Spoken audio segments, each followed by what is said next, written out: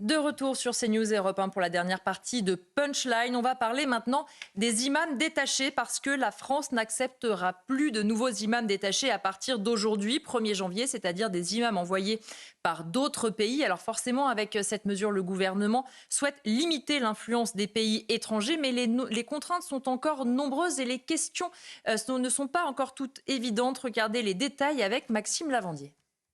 À compter de ce jour, la France n'accepte plus de nouveaux imams détachés, c'est-à-dire des fonctionnaires formés et envoyés par leur pays d'origine. Avec cette mesure, l'objectif du gouvernement est clair, limiter l'influence des pays étrangers et ainsi restreindre la diffusion du séparatisme islamiste. Pour l'imam de Bordeaux, le gouvernement se trompe de cible. L'intégrisme et le terrorisme se développent plutôt dans les réseaux sociaux, ce n'est pas dans les mosquées. Les mosquées sont très contrôlées. Autre problématique, l'offre et la demande. Le nombre d'imams détachés a déjà diminué ces dernières années. De 300 en 2020, il ne serait plus que 180 officiers dans les mosquées, selon les associations religieuses. Insuffisant pour Tarek Oubrou. La démographie musulmane est à l'image de la démographie française, donc elle est croissante. Donc il y a un besoin. À cela s'ajoute l'absence d'un véritable institut de formation pour assurer le recrutement aux 2900 lieux de culte présents en France. Là aussi, pour l'islamologue Bernard Godard, c'est un casse-tête. En France, l'État ou les pouvoirs publics n'ont pas à intervenir directement dans les contenus théologiques, dans la formation des imams dans le sens théologique. Donc, c'est ces organisations qui doivent aménager un certain nombre de types d'enseignements qui permettent à ces imams de connaître la société française. Le ministère de l'Intérieur promet d'aider à multiplier le nombre de formations pour les imams sur le sol français, dans le respect de la laïcité. Laurent Jacobelli, c'était une promesse d'Emmanuel Macron début 2020 pour lutter contre le séparatisme. Alors on peut se dire pourquoi pas une mesure de bon sens, mais rien que là, en quelques secondes, on voit toutes les questions que ça pose, la question de la rémunération, la question des réseaux sociaux, la question de la formation. Rien que ça déjà. Si on croit que cette seule mesure va régler le problème de l'islam radical et du communautarisme en France, on se trompe.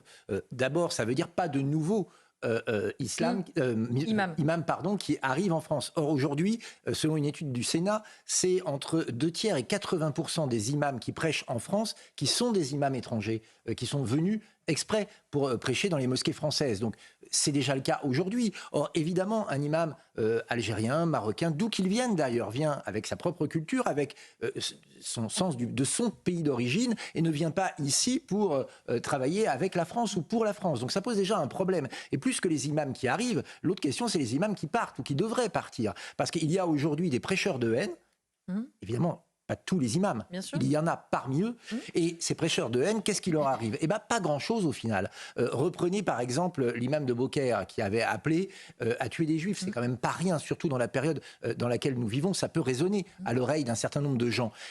Que lui est-il arrivé ? Il a l'interdiction de prêcher, c'est tout. C'est donc l'appel au meurtre, aujourd'hui, pour un imam, ce n'est que ça. Non, tout ça ne va pas. Il faut maintenant fermer les mosquées radicales, empêcher les imams qui prônent la haine, le crime, qui ne correspondent pas aux valeurs de l'égalité homme-femme en France. Il faut prendre des mesures strictes. Et puis, arrêter le financement des mosquées par l'étranger. Moi, je suis élu du Grand Est. L'État vient de donner son feu vert pour une mosquée à Mulhouse, financée par l'association Miligorus. Miligorus, c'est l'islam radical d'Erdogan, enfin proche d'Erdogan. Si vous croyez que demain, dans cette mosquée, on va prôner l'amour des valeurs républicaines, l'amour de la France et le respect de ceux qui croient différemment, je peux vous dire, c'est déjà raté. Donc, c'est à la base qu'il faut faire attention. Donc, je pense qu'il y a une vigilance générale qui n'est pas appliquée et pour, comme d'habitude, ne pas montrer la faillite totale de ce gouvernement en matière de prévention de l'islam radical, qu'est-ce qu'on fait ? On détourne l'attention en parlant d'une mesure. Ça va effectivement dans le bon sens, mais si on croit qu'elle va tout régler, on se trompe. Parmi effectivement les doutes, et on les entendait notamment dans ce sujet, Raphaël Amsalem, la question des réseaux sociaux, parce qu'on l'a vu aussi sur les réseaux sociaux, il y a un certain nombre d'imams, pas du tout en accord avec les valeurs de la République, qui arrivent à récupérer beaucoup de jeunes, qui apprennent comme ça l'islam sur les réseaux sociaux, et se dire qu'on encadre un petit peu les imams détachés dans les mosquées, ça ne change rien à ce qui se passe sur les réseaux sociaux. C'est une mesure qui est d'évidence incomplète. Sur le principe, elle me semble tout à fait légitime. Si vous avez des personnes qui se positionnent pas seulement comme en infraction avec l'état de droit, mais en ennemi des institutions, il est tout à fait normal que l'État intervienne, a fortiori que nous parlons de personnes qui sont détachés par d'autres États qui eux-mêmes ont des visées géopolitiques, idéologiques, qui sont contraires à nos intérêts. Donc en ce sens-là, cette mesure va dans le bon sens. En revanche, elle est d'évidence incomplète. Elle est incomplète d'abord parce qu'il y a, comme c'était rappelé dans le reportage, un problème de formation. Ce n'est pas le tout de retirer des imams détachés, c'est d'avoir des imams qui puissent être, entre guillemets, en remplacement. Et pour le coup, il n'y a pas de mesures qui ont été annoncées, même à savoir si c'est le rôle de l'État, quelque part, de s'immiscer dans le fait religieux. Et puis deuxième point, il me semble que c'était souligné par Olivier Roy, la radicalisation, l'essentiel de la radicalisation ne se fait pas en réalité dans les mosquées, contrairement à ce qu'on croit. C'est sur des prêcheurs qui sont un peu hors réseau, qui ont des cercles d'influence sur les réseaux sociaux, comme vous venez de le souligner.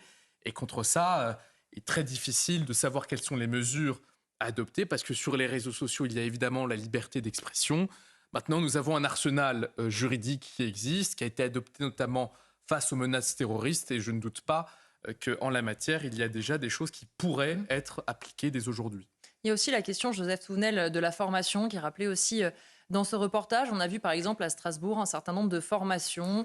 Alors évidemment, pour les imams qui n'ont pas de problème avec les valeurs de la République, on imagine qu'ils peuvent y aller bien volontairement. En revanche, pour ceux avec qui ont un problème avec nos valeurs, on imagine que ça ne va pas forcément être les premiers volontaires pour aller assister à ces formations, et que quand bien même ils iraient à ces formations, je ne suis pas sûre qu'ils en tirent grand-chose. Est-ce le rôle d'une république qui se dit laïque de former des imams ? Non. Moi, je vois qu'on aille un petit peu plus loin, on ne va pas le faire ce soir, mais c'est pour moi une vraie question.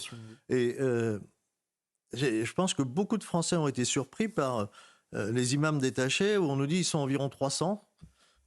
Environ, c'est intéressant, c'est qu'on ne sait pas exactement combien ils sont. Ça veut dire qu'il y a des gens qui viennent représenter une religion sur notre territoire qui sont des fonctionnaires étrangers, c'est-à-dire qu'ils sont subordonnés à une puissance étrangère. Et ça passe à crème. Subordonnés à une puissance étrangère, beaucoup viennent d'Algérie, on sait la sympathie que le gouvernement algérien vis-à-vis de la France. Beaucoup viennent de Turquie. Et moi, j'ai encore souvenir qu'en Méditerranée, il n'y a pas si longtemps, une frégate turque a allumé une frégate française, c'est-à-dire allumé sur ses radars de combat. C'est le dernier geste avant d'envoyer un missile. Et c'est ces gouvernements-là qui rémunèrent des fonctionnaires sur notre territoire. Oui, effectivement, c'est une bonne mesure, il était temps de la prendre. La question, effectivement, de la rémunération, Gabriel Cluzel, elle va devenir importante, puisque à compter du 1er avril, on aura un cadre spécifique qui sera mis en place pour permettre aux associations gestionnaires des lieux de culte de recruter elles-mêmes des imams qu'elles vont salarier elles-mêmes. Là, on se dit, il y a quand même un petit système occulte d'où viennent les fonds, etc. C'est toujours, en fait, la même question. C'est-à-dire que là, c'est un peu le serpent qui se mord la queue, cette histoire. Non, mais vous avez infiniment raison. Mais cette question des imams, en fait, c'est un serpent de mer, puisque vous parlez de serpent qui se mord la queue. C'est un serpent de mer depuis longtemps. Nicolas Sarkozy, en son temps, a voulu trancher le nœud gordien. On se souvient que plus tard, Jean-Pierre Chevènement avait dit on va faire une université qui va former des imams avec l'argent public, ce qui était légèrement contraire à la laïcité, évidemment. Donc, c'est un vieux sujet dont on ne trouve pas le bout, tout simplement parce qu'il y a une méconnaissance, je pense, de l'islam et de sa dimension politique, et que l'on ne veut pas voir. On veut considérer qu'un imam, c'est un curé comme les autres. Sauf qu'il n'y a pas un clergé constitué, comme on peut trouver dans la religion catholique, que la loi de 1905, elle a été créée pour la religion catholique. On peut même dire que c'est le christianisme qui a inventé la laïcité, vous savez, avec la célèbre expression il faut rendre à César ce qui est à César et à Dieu ce qui est à Dieu. Donc on essaie d'enfiler une robe à la cotte mal taillée sur une religion pour laquelle elle n'a pas été faite, et ça ne fonctionne pas. Moi, je vois, on parle des imams détachés, mais il y a un certain nombre de spécialistes qui disent mais est-ce que nos propres imams ne sont pas travaillés par le frérisme? Est-ce qu'ils ont besoin des imams détachés pour être travaillés par cela? Gérald Darmanin aurait pu faire comme l'Autriche et décider d'interdire le frérisme, les frères musulmans. Il a dit d'ailleurs en novembre dernier, oui, on s'interdit rien, il faut voir ce que va faire l'Europe, parce que vous savez, la France, elle a toujours besoin de courir derrière l'Europe, de sa bénédiction.